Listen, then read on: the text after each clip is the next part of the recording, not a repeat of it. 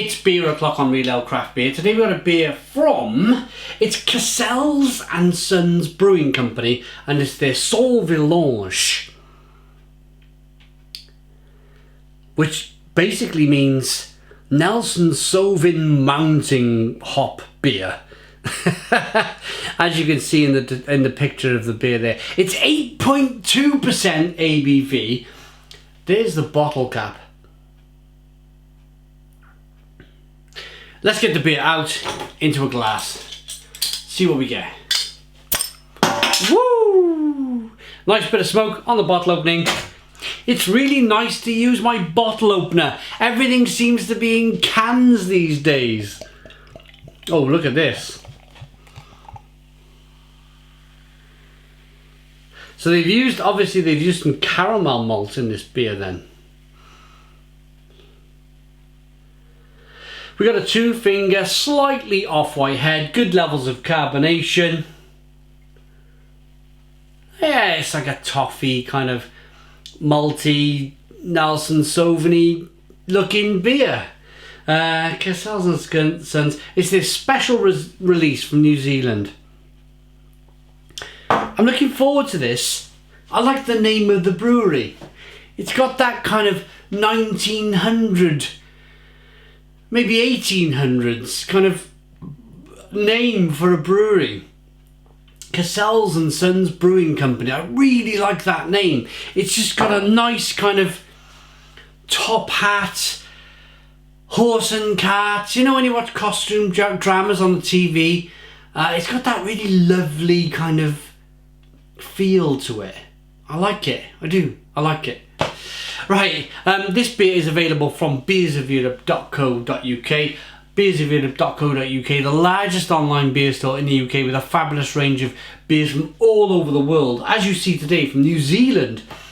Beers of Europe, check them out in the description box of this video.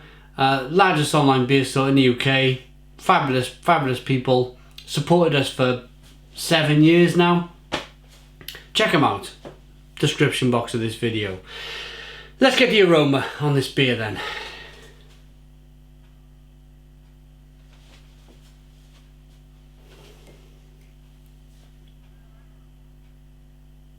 Lots of Nelson Sauvin.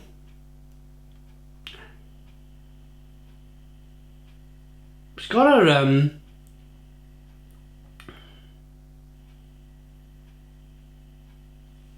I've heard other people describe a beer like this, but I've never been able to describe it myself. I've never come across it, but it smells like soy sauce. And I'm going to jump back here and go, does that sound like completely weird? But it smells a bit like soy sauce. I can break it down in my own mind. I know why it smells like soy sauce. It's that kind of sweet malt, darker malt aroma with the Nelson Sauvin, but it's kind of combined to give this kind of soy sauce aroma. Okay, let's dive in. Cheers, everybody.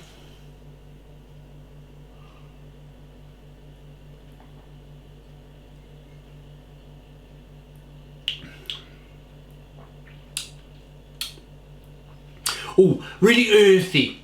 Real earthiness coming through from this beer.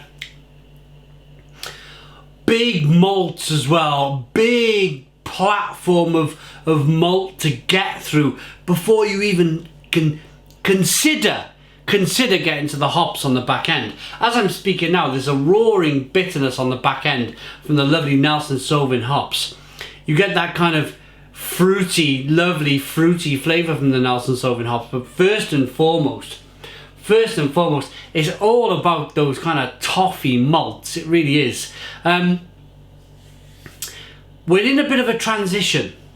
We're in a bit of a transition between what people want from a beer, and I would say the last 3 or 4 years the malts have played a lesser part in the flavours of kind of double IPAs, New England IPAs, that sort of kind of trending, fashionable beer.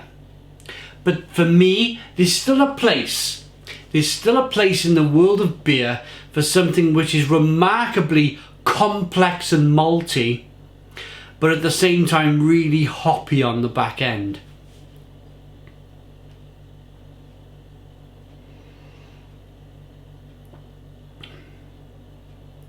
It's rich, sweet, biscuity, nutty, bready, like walking past a French bakery where they're baking baguettes in the morning, and it fills the whole area with lovely kind of bready, fresh bready smells. You get that in abundance with this beer. And then as you're thinking about that lovely kind of walking through a French village, smelling the wonderful bakery, it takes you down another path. It takes you down the path of walking through an orangery or walking through lemon trees, you know, running your fingers through lemons, you know. If you want a daydream, if you're looking for a daydream, then you should tune into this channel. But yeah, I'm really romancing the kind of like the different beers, the different flavors in a beer that you can grab. Yeah, absolutely. I'm on one tonight.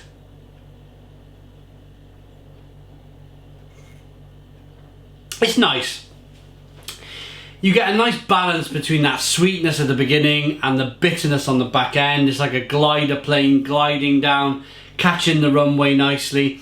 Sweetness here, bitterness here, and it's just gliding along lovely. Absolutely lovely. It's got a nice mouthfeel. It's got a nice kind of thick, kind of slightly gloopy double IPA mouthfeel.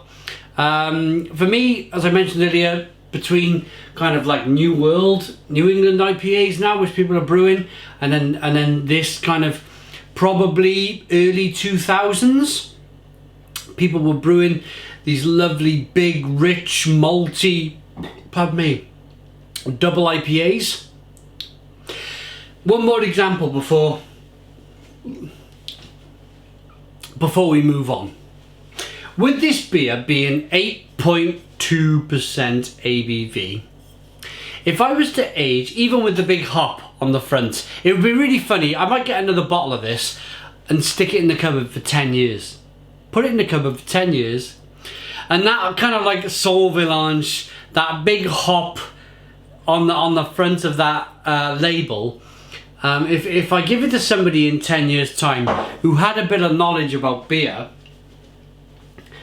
they would probably consider it to be a barley wine. It would change from double IPA into barley wine, and that's the amount of malts. That's the choice of malts that they've used in the beer as well. Yeah, let's rate it.